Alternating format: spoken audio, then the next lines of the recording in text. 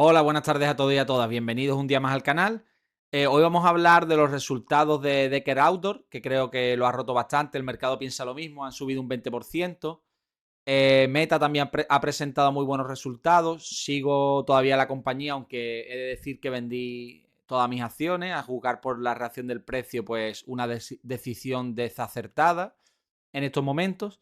Y también, bueno, voy a hablar un poco de la inversión que tengo en Sea Limited, que creo que tiene bastante upside en estos momentos y voy a explicar por qué. Y además de esto, pues voy a comentar brevemente algunos eventos de mercado, como, bueno, vamos a ver ahora la caída que ha tenido la plata, bastante histórica, y otras cuestiones. En primer lugar, recordar que todo lo que voy a comentar aquí no es una recomendación de compra o de venta en ningún caso y que hagas tu propio análisis a la hora de poner tu dinero en riesgo. Bueno, en primer lugar, el salseo del mercado, ¿no? ¿Qué ha pasado con la plata, con el oro y otros metales preciosos que se han desplomado de una manera dramática? Pues yo en primer lugar pienso que lo que ha ocurrido es que han subido muchísimo en muy poco tiempo, de manera muy vertical. Y esto solo puede ser consecuencia del apalancamiento excesivo de personas o entidades que estaban especulando con este tipo de movimientos. Después sí, tenemos una demanda estructural de estos metales preciosos por parte de estados y otros conglomerados. Y asimismo tenemos motivos fundamentales para pensar que van a ir bien en el corto y medio plazo. Pero eso es una cosa y otra cosa es que un elemento como la plata pues suba un 100%, un 200% en poco tiempo. Esto lo que puede hacer es que se provoquen correcciones de este tipo tan históricas como esta. Bueno, que hacía bastantes décadas que no veíamos una caída de este tipo. Y bueno, no soy ningún experto en metales preciosos, no invierto en compañías tampoco de este tipo, ni mineras, ni nada. Así que bueno, simplemente era comentar esta caída que es bastante histórica y que ha movido los mercados en la sesión del viernes. Aquí me gustaría comentar, puntualizar otra cosa también, que le he leído a Idafe González, un perfil de Twitter que sigo, que dice: una parte importante de los inversores tienen una comprensión excesivamente lineal del free cash flow. Es decir, entiende que cuanto mayor sea, mejor. Y esto es una reflexión que me parece muy interesante y que yo tengo en cuenta a la hora de analizar mis inversiones. Y es cierto que dentro de lo que es el CAPEX, las inversiones, digamos, están dos partes incluidas dentro de este concepto. Por una parte, el CAPEX de mantenimiento, que es aquel que sirve para continuar las operaciones tal y como la conocemos, y el CAPEX de crecimiento, es decir, esa inversión que te permite amplificar el crecimiento orgánico.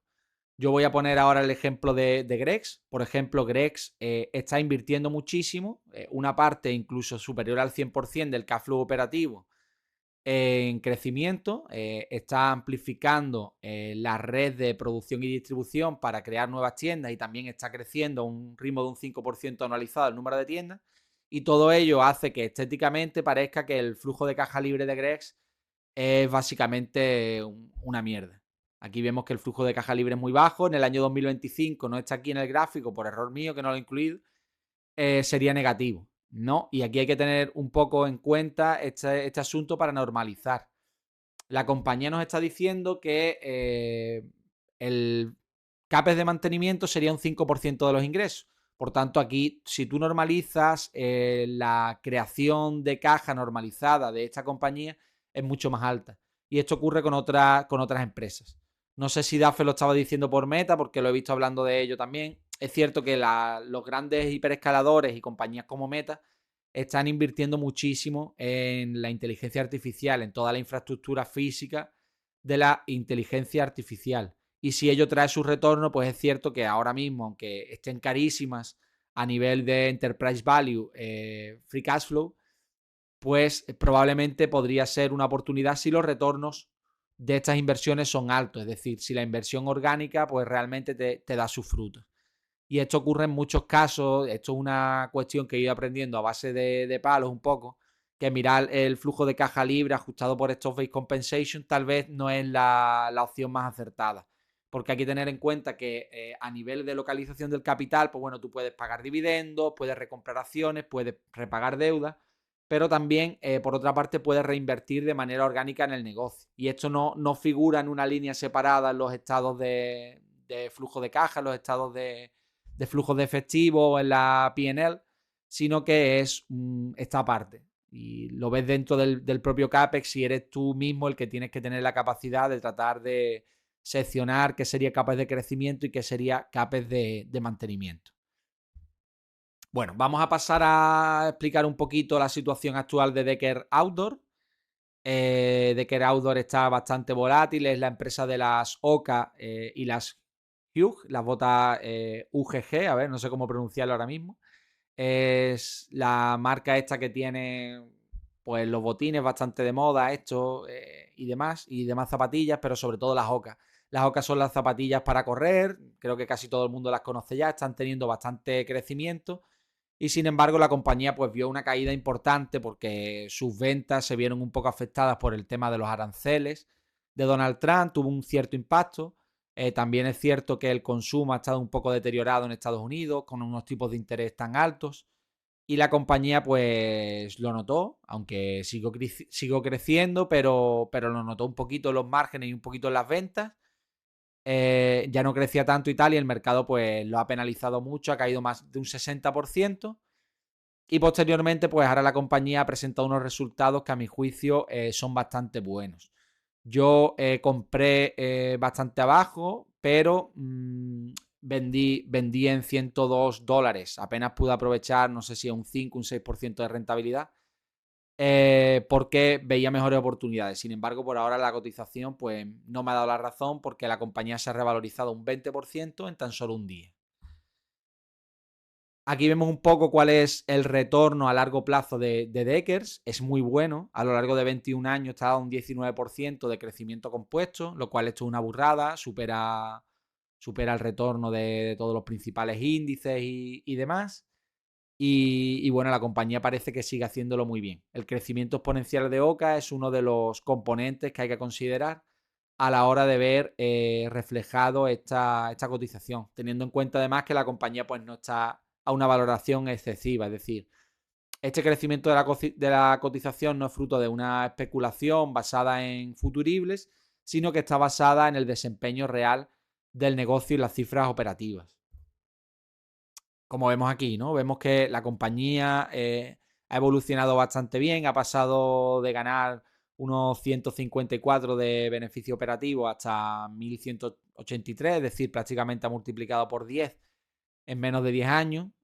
A nivel de ingresos, pues no ha sido tanto, ha sido a lo mejor no llega a 3 veces. Y bueno, los retornos no dejan de crecer. Esto tiene que ver, pues, un poco con el apalancamiento operativo del propio negocio. Es decir, hay costes que crecen mucho menos de lo cual crecen los ingresos. Y también con el crecimiento que está teniendo la marca, sobre todo ahora a nivel internacional.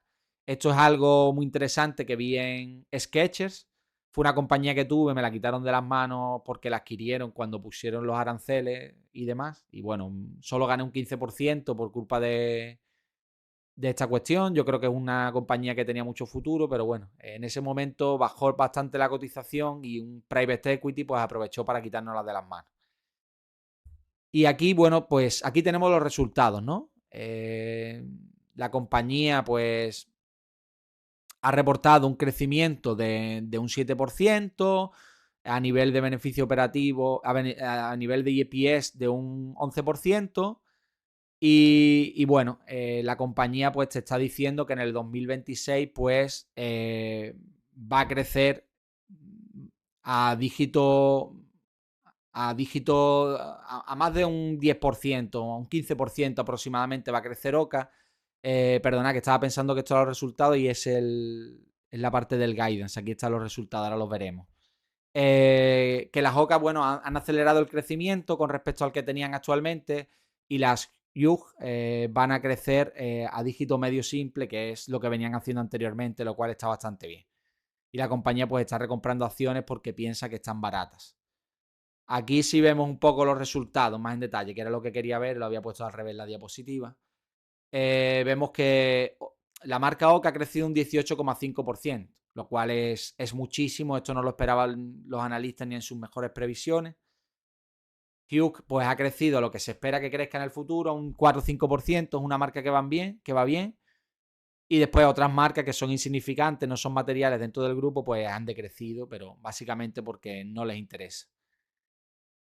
Así que los resultados han sido mucho mejor de lo esperado. Los márgenes brutos se han reducido ligeramente por el tema sobre todo de los aranceles y también por la expansión internacional. Y bueno, en realidad, pues los resultados son mucho mejor de lo que esperaba el mercado. No son resultados tampoco, pues brillantes. Es decir, la empresa ha crecido un 7% y anteriormente otros años ha estado creciendo bastante más, pero considerando el impacto que había sobre el consumo, la nube que había sobre todo eso, que había caído un 60%, está claro. Y también que estaban en marcha los aranceles que ya le iban a afectar en unas dimensiones importantes y esto estaba considerado por los analistas, pues ha hecho que la empresa suba en el mercado con estos resultados, ¿no?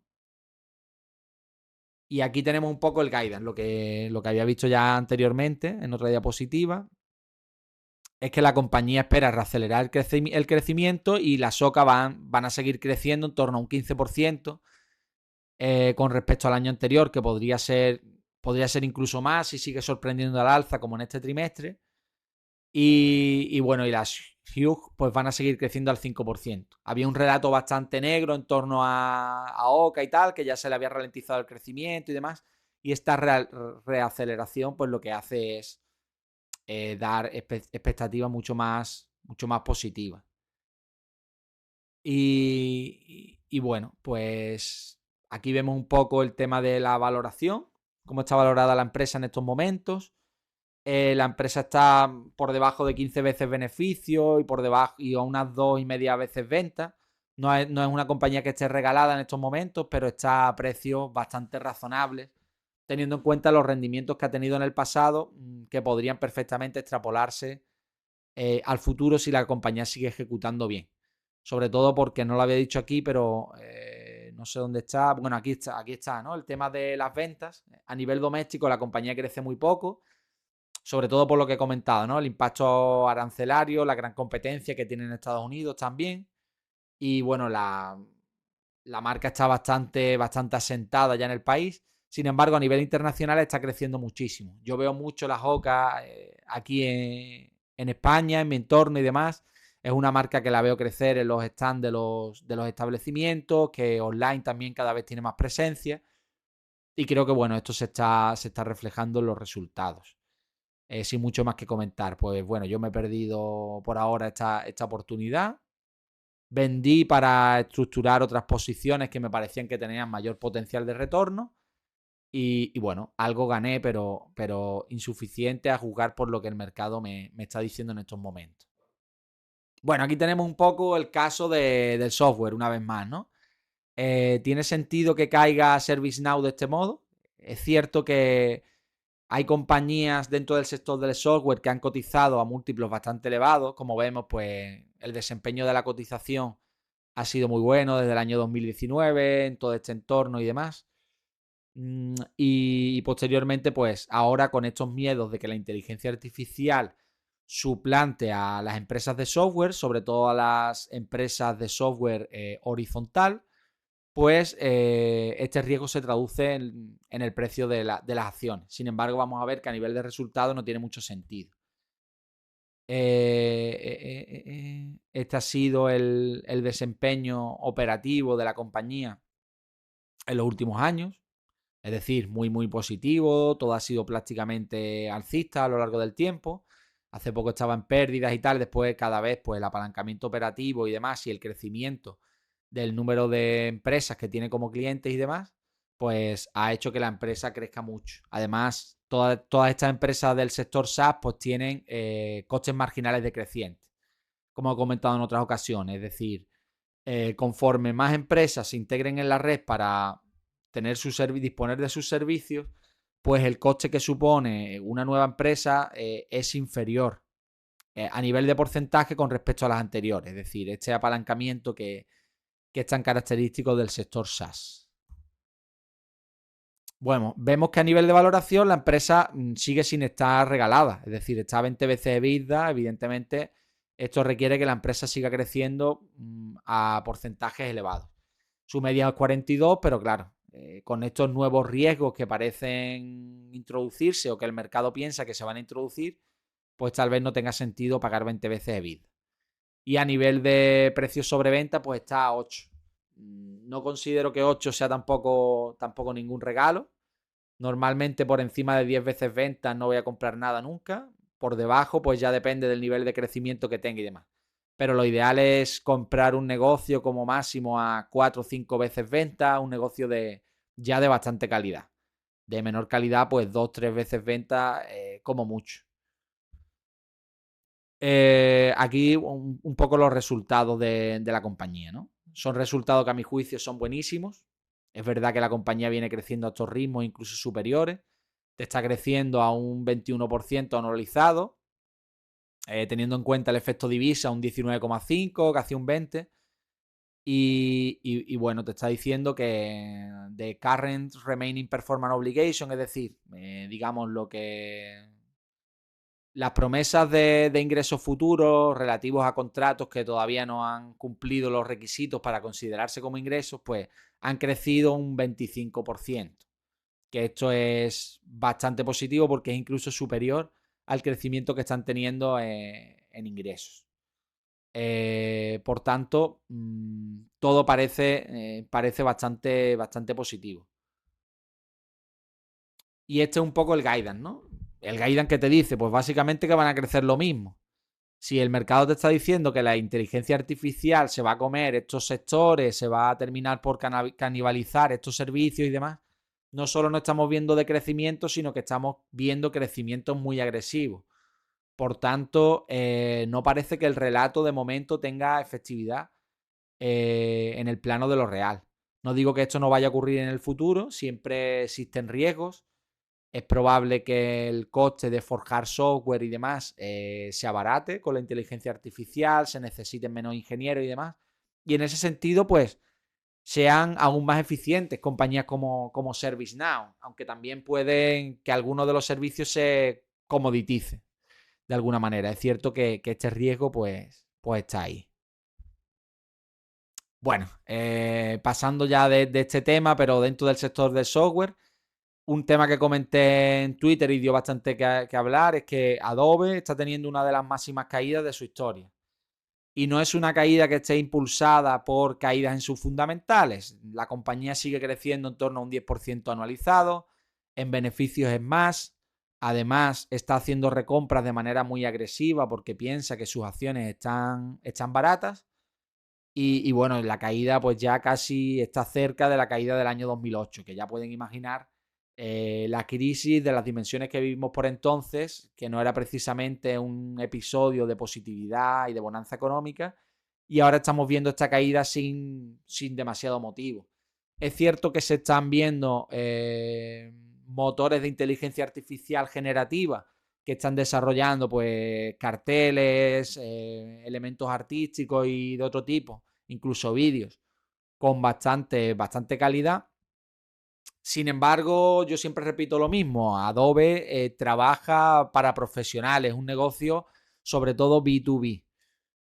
Los profesionales de la creación no van a dejarse guiar por un prompt que de pronto te va a crear una imagen. ¿Por qué? Porque cuando tú eres un creativo, cuando tú eres una empresa en la cual esto te supone un coste tan ínfimo, tú buscas el resultado más profesional posible, el resultado deseado exactamente. Y eso se logra con el dedo y la vista humana. No se logra pues escribiendo un prompt diciéndole que te cree pues la imagen que tú quieres. Nunca te va a crear exactamente lo que tú quieres, ni vas a lograr el resultado mejor posible a nivel de marketing.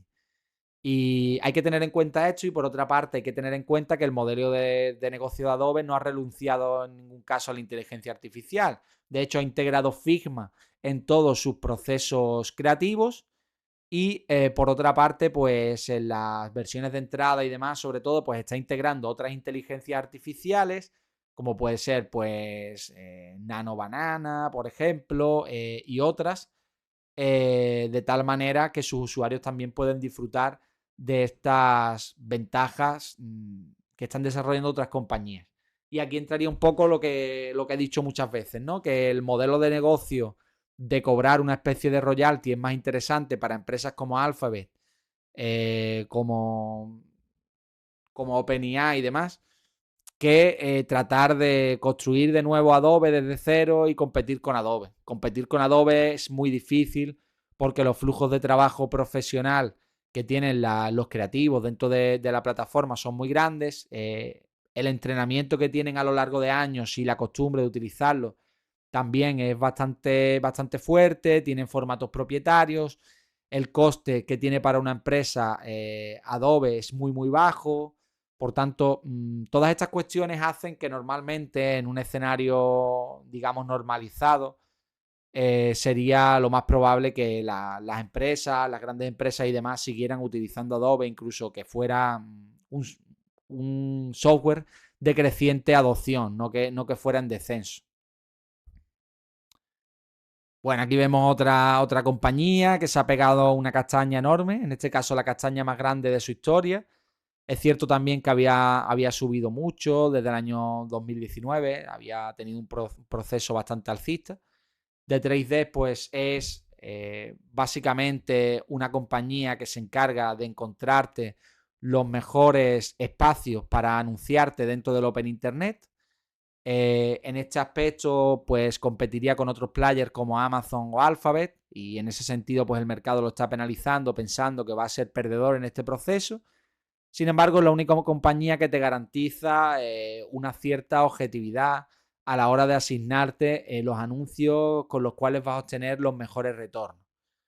En cambio, Amazon y Alphabet pues van a tratar de derivarte a sus plataformas, Amazon Prime Video, te va a tratar de derivar a YouTube y demás, porque son sus productos y donde más ganan es vendiéndote directamente el espacio, no con las comisiones intermedias por gestionarte estas campañas publicitarias y lograr lo más eficiente para ti. La ventaja de 3D, ¿cuál es? Pues tiene tantas relaciones comerciales con otros proveedores que a su vez están interesados en que les compren una gran cantidad de anuncios, y como de 3D tiene por la parte de los anunciantes muchos anunciantes, por la parte de los proveedores de espacio muchos proveedores de espacio, pues tiene una capacidad de negociación y esto le permite quedarse con un porcentaje del coste total de este marketing digital a nivel internacional. En estos momentos, pues el mercado piensa que esto se va a comoditizar, que este desarrollo algorítmico que ya, bueno, D3D tiene integrada la inteligencia artificial, pues va a ser una commodity, cualquier empresa lo va a poder hacer por sí misma, sin necesidad de intermediario y tal, y bueno, creo que no están teniendo en cuenta pues estas ventajas competitivas que tiene D3D por el volumen que canaliza y por las relaciones comerciales que tiene, además de que a nivel de desarrollo tecnológico es de las más punteras del sector. Es decir, no estamos viendo este decrecimiento porque la compañía vaya mal ni nada, la compañía sigue creciendo doble dígito, sino porque hay un relato detrás de ello. Y bueno, aquí tenemos una de las más comentadas de la comunidad. Constellation Software nunca ha caído tanto, es una empresa que ha tenido una tendencia alcista muy fuerte, sobre todo en los últimos años. Su propio fundador ya dijo que bueno, que desde ese punto tan elevado a 4.600 dólares canadienses por acción, el retorno esperado no iba a ser tan alto. Él decía que para obtener otra vez un 25% anualizado, las acciones tendrían que caer a unos 1.200. Y bueno, ya las tenemos ahí a 2.500. O sea que ya según la visión de su fundador, que siempre ha sido bastante conservador, estas acciones podrían darte un 12%, un 13% de manera más o menos constante. Por otra parte, tenemos que su CEO actual nos está diciendo que no está viendo ningún tipo de impacto por parte de la inteligencia artificial en estos momentos. Y además es verdad que esta es una empresa de software vertical. Son más de 1.000 empresitas de software que tienen integrados sus procesos, por ejemplo, en hospitales, centros de salud, en colegios, en instituciones gubernamentales. Y de alguna manera las personas que trabajan en estas instituciones tienen integrado el funcionamiento de estos software desde hace mucho tiempo en sus redes de trabajo. No se van a adiestrar en otro procedimiento a menos que esto pues le suponga una ventaja enorme. Por otra parte, tienen una información muy delicada almacenada en estos servidores y por tanto los costes de cambio son muy grandes. Y como pasaba con Adobe, el coste de este software para las empresas y administraciones públicas en que se integra es un porcentaje muy bajo. No es un coste que le suponga demasiado. Por tanto, el coste de cambiar a otra compañía, el coste de cambio, digamos, sería alto porque no tendría demasiado incentivo en cambiar de compañía. Bueno, ahora vamos a pasar a los resultados de Meta. Aquí me ha pasado en este caso lo mismo que con Sketcher. Me he quedado con cara de tonto básicamente porque vendí las acciones antes de los resultados. Es cierto que con Meta he ganado mucho dinero porque es una de las acciones que compré a precios muy bajos y que ha tenido un desempeño muy bueno allá donde la haya comprado. Pero a pesar de ello, es cierto que habiendo mantenido las acciones desde ese momento hubiera ganado muchísimo más si me hubiera mantenido quietecito, ¿no? Y aquí vemos un poco los resultados que han sorprendido porque los ingresos han crecido un 24%, lo cual es brutal. Es cierto que a nivel de costes ha aumentado más el coste, un 40%, esto no es muy positivo. Aquí sobre todo tendríamos un poco el tema de las apreciaciones y de amortizaciones de las grandes inversiones en CAPEX que está haciendo en infraestructura de inteligencia artificial. Y bueno, por ello pues no ha crecido tanto el beneficio. Sin embargo, como se espera incluso que se acelere el crecimiento aún más, el mercado se lo ha tomado de manera muy positiva. Es decir, de alguna manera sí está monetizando este desarrollo de la inteligencia artificial cuando había incertidumbre sobre ello. Aunque es cierto que no se sabe si este crecimiento de CAPEX que ha propuesto para el año que viene, que es ingente, va a tener retorno, es decir, porque cuánto va a tener que acelerar su ingreso Meta si el CAPEX está aumentando a estos ritmos y cuánto de sostenible es que todo el flujo de caja libre de Meta o más del que va a generar vaya directo a estas inversiones, pues no lo sé. Ahí está un poco la duda. Yo creo que existe un poco de euforia dentro del sector de la inteligencia artificial y que hay un poco de sobreinversión, como ocurría en su momento con Internet, o tal vez no de manera tan destacada. La diferencia fundamental quizás es que estas compañías como Meta, Alphabet, Microsoft y demás tienen muchísimo músculo financiero, muchísima generación de caja porque son los ganadores de la era de Internet. Son las empresas que han resultado triunfadoras de ese desarrollo tecnológico y por tanto ahora tienen mayor capacidad para invertir en esta nueva disrupción. Por tanto, no tengo tan claro que vaya a haber problemas de manera tan rápida ni de manera tan dramática como en aquella burbuja.com. Además, tampoco veo el mismo espíritu de euforia exactamente que en aquel momento. Sí que hay ciertas áreas del mercado en las cuales se vive bastante euforia, muchas pequeñas empresas sin beneficios que están disparadas y demás y no tiene mucho sentido, pero no creo que sea tan omniabarcante esta euforia como la que se vivía por entonces. Bueno, no se ve del todo bien, o lo ve muy pequeño, pero bueno, el número de usuarios activos ha seguido creciendo. Han seguido creciendo el número de impresiones a un ritmo bastante elevado, incluso el precio también ha seguido aumentando. La compañía dice además que en torno a un 80% de este crecimiento en el rendimiento de los anuncios no tiene que ver con el aumento de anuncios, es decir, no tiene que ver con meterte cada vez más anuncios y atosigar un poco al cliente, lo cual suele ser negativo, sino que tiene que ver precisamente con la eficiencia, dónde se coloca ese anuncio, cómo se targetea a la audiencia específica y todo ello pues relacionado un poco con este desarrollo de la IA y también con el desarrollo algorítmico que ya venían mejorando en el pasado. Y bueno, los ingresos pues han crecido muchísimo, un 24% y tal, y esto hace que el mercado se lo haya tomado con cierta euforia. ¿Qué habría que comentar aquí? Un poco, habría que tener en cuenta el CAPEX que están planteando. Si medimos la compañía por Enterprise Value, flujo de caja libre, pues el valor actual es de una sobrevaloración brutal, pero claro, hay que tener en cuenta lo que comentaba anteriormente en base a este post de IDAFE, me parece que se llamaba, la persona que lo comentaba. Prácticamente el flujo de caja libre en este caso estaría mermado por un CAPEX que es prácticamente todo o una gran mayoría CAPEX de crecimiento.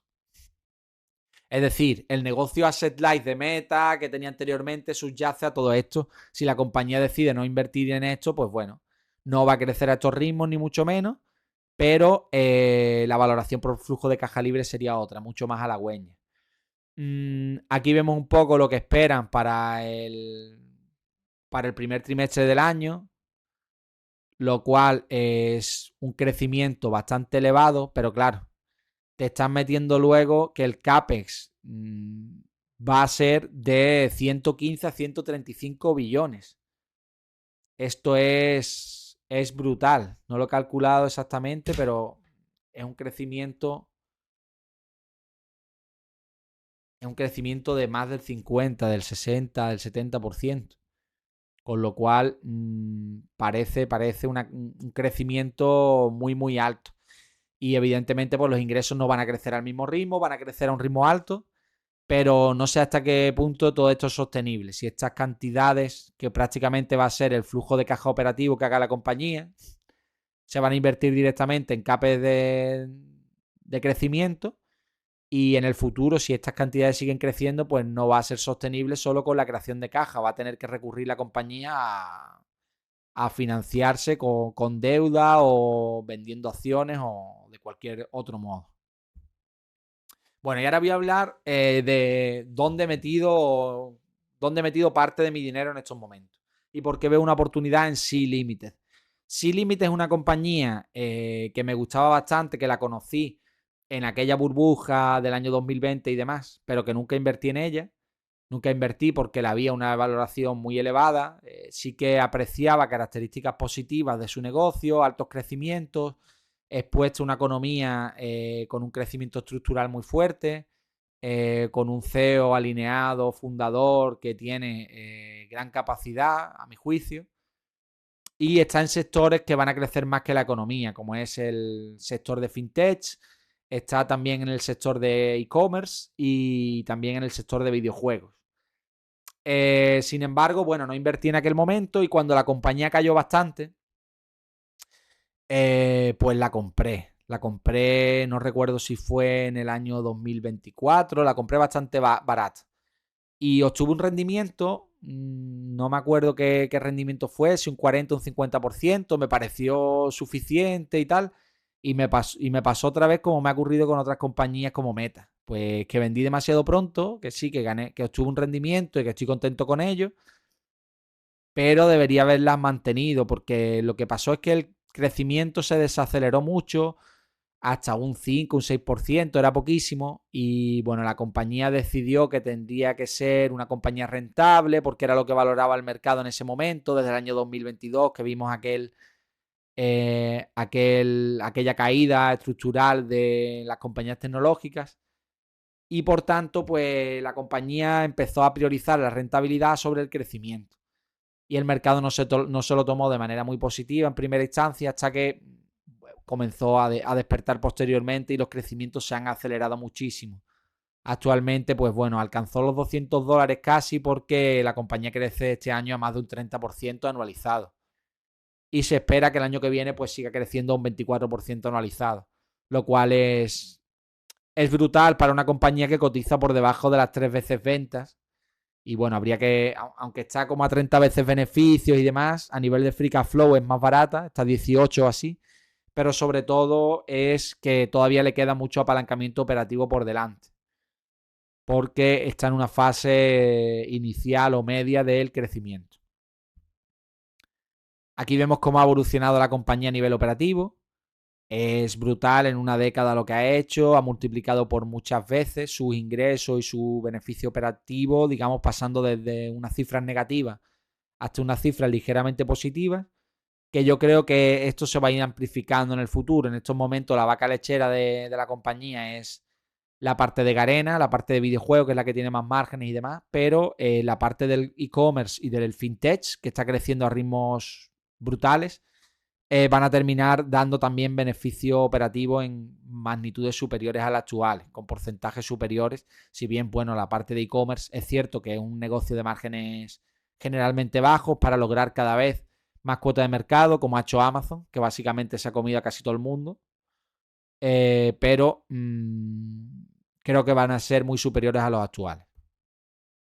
Aquí vemos cómo se ha comportado en el último trimestre la compañía. La parte de e-commerce ha crecido un 34-35% prácticamente. La de fintech un 70%. Y es que hay estudios que indican que el propio sector va a crecer en los próximos 4 años un 18% anualizado. Es decir, es un sector que está creciendo bastante por sí mismo. Y además la compañía lo que está haciendo es comiendo cuota de mercado a players tradicionales y demás. Es una compañía tecnológica mucho más avanzada que otros players en la zona donde opera, que prácticamente es el sector, la zona del sudeste asiático, aunque también opera en Brasil, que es un mercado interesante donde compite con Meiji, por ejemplo. Y tenemos la parte de videojuegos, la parte de Garena, que bueno, no solo tiene ya el Free Fire, sino que ha desarrollado otros videojuegos exitosos, pero principalmente el Free Fire y los desarrollos del Free Fire son los que tienen un rendimiento tan alto. Yo, por ejemplo, he jugado al Free Fire en el móvil, es un juego bastante entretenido, que creo que está bastante bien y es muy exitoso. Es un modelo freemium, en plan, puedes participar de manera gratuita y tal, y puedes adquirir algunas ventajas pagando, además tiene algunos anuncios y demás. Y por eso tiene estos retornos. Y bueno, lo que me interesa de esta compañía, sobre todo, no solo es la compañía en sí misma, sino dónde está. El sudeste asiático es una zona que está creciendo mucho, en torno a un 4 o 5% anualizado. Es cierto que hay distintos países dentro de la zona, algunos crecen más, otros menos, porque tienen distintas políticas y demás, pero bueno, lo que me interesa es que esta gente tiene una renta per cápita de $2.300. ¿Cuánta renta per cápita tiene Estados Unidos, por ejemplo? Pues más de $80.000 o en torno a $80.000. Con lo cual, evidentemente, esto no va a llegar a las magnitudes de Estados Unidos, pero con que multiplique por 10 y lleguen a $23.000, ¿cuál es el potencial para las compañías que van a absorber este crecimiento y que además van a absorberlo de manera masiva porque van a apoderarse de una parte importante del mercado? Pues yo creo que sí. Sea Limited es una de las candidatas a ello. Y por ello creo que una apuesta en Sea Limited es una apuesta de crecimiento de largo plazo por tendencias estructurales que subyacen al negocio, más que por una apuesta en el negocio en sí mismo.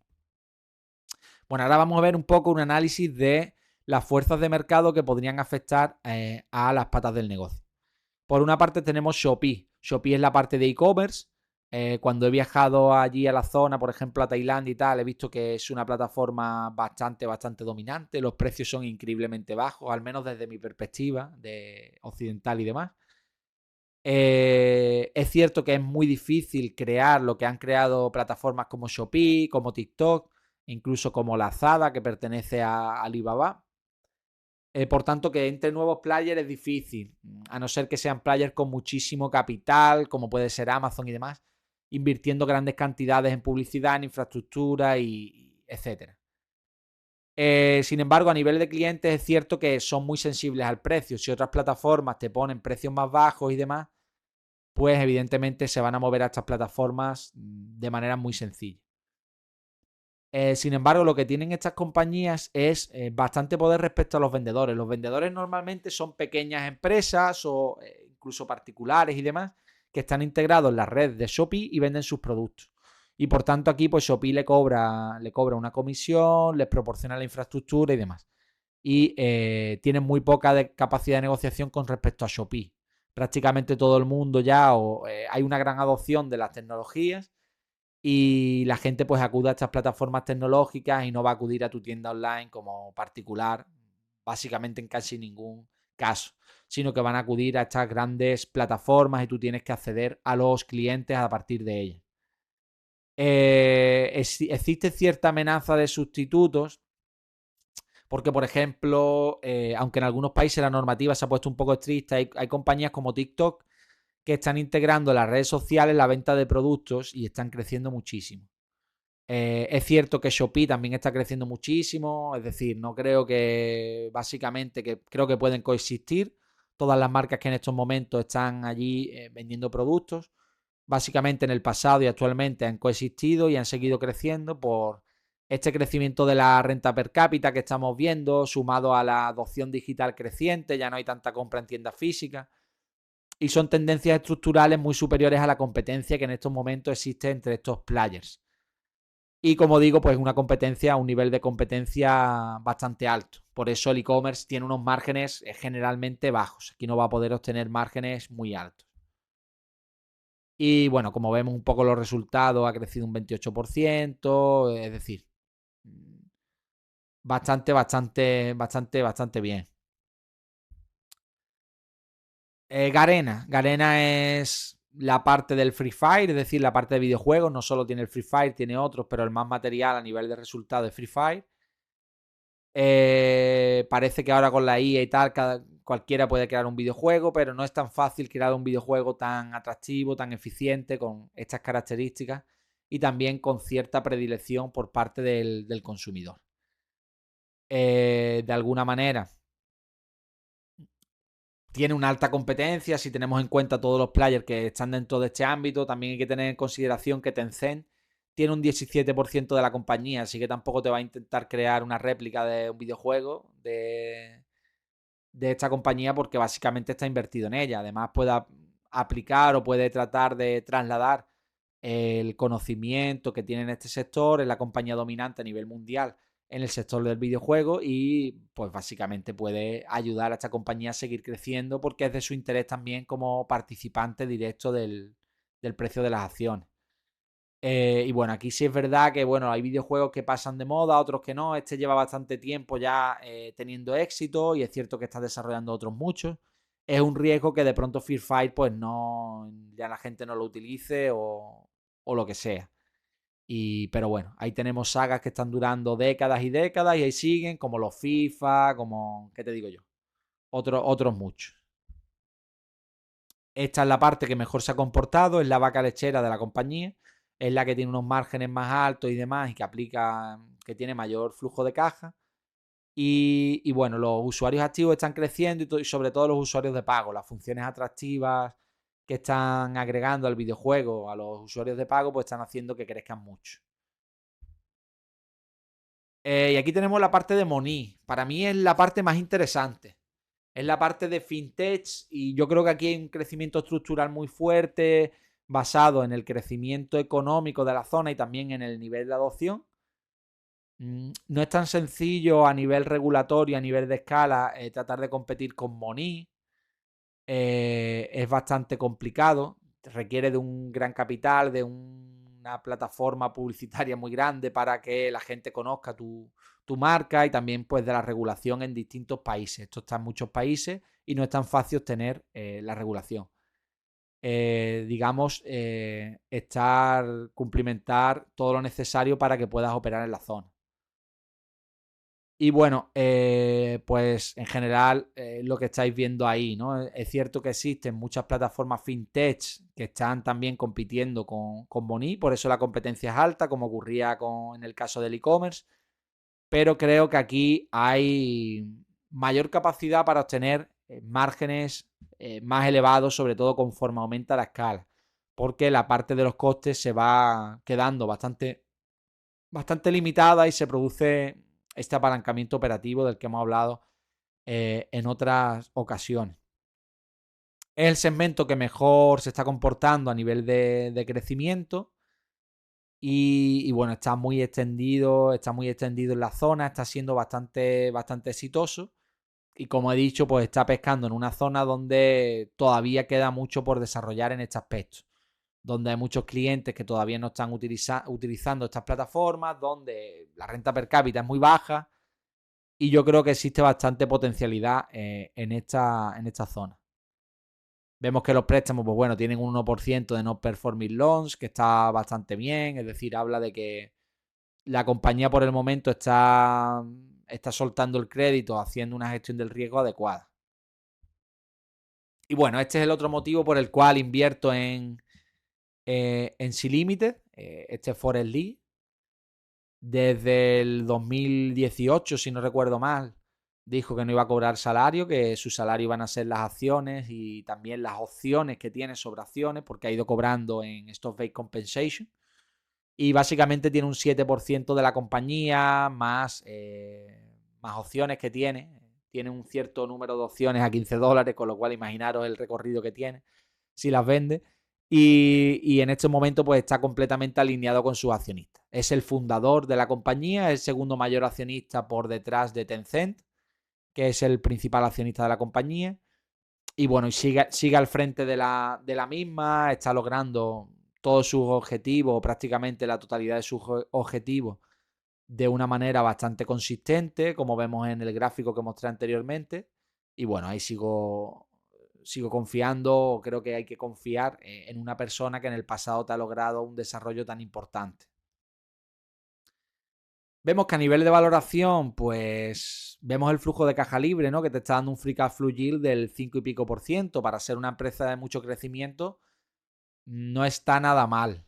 Y además está prácticamente en su nivel más elevado de la historia. A nivel de precios sobre ventas, que creo que es la métrica más interesante cuando aún queda mucho apalancamiento operativo por delante en un negocio, está por debajo de 3 veces. Que yo considero que es una métrica razonable.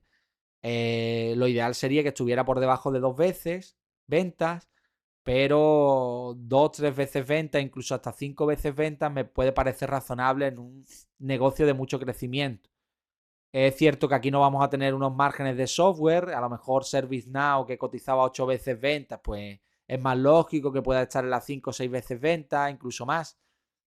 Sea Limited sí que tendría más margen en la parte de fintech y en la parte de videojuegos, pero tiene una parte importante de e-commerce que normalmente se manejan con márgenes más bajos.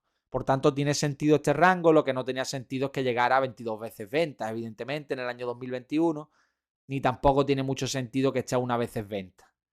Por tanto, para mí esta valoración es razonable, incluso barata. Y teniendo en cuenta que el crecimiento va a estar por encima del 20% el próximo año, ha estado por encima del 30% en este año y demás, creo que hay bastante upside en la compañía. Y bueno, esto es un poco todo lo que tenía que comentar hoy. Si os gusta el contenido, espero que os suscribáis al canal, que comentéis algo, que le deis me gusta, todo aquello que nos ayuda a amplificar un poco el recorrido de este contenido. Y además, si queréis seguirme en Twitter, pues ahí tenéis un poco la dirección para ello. Escribo contenido con asiduidad, también me meto en debate sobre todo tipo de compañías, incluida Tesla, que creo que vale 10 veces menos de lo que actualmente cotiza en bolsa. Lo dejo ahí por si queréis un poco de debate. Y otras muchas compañías. Así que nada, os mando un saludo y os deseo que tengáis buena inversión y buen fin de semana.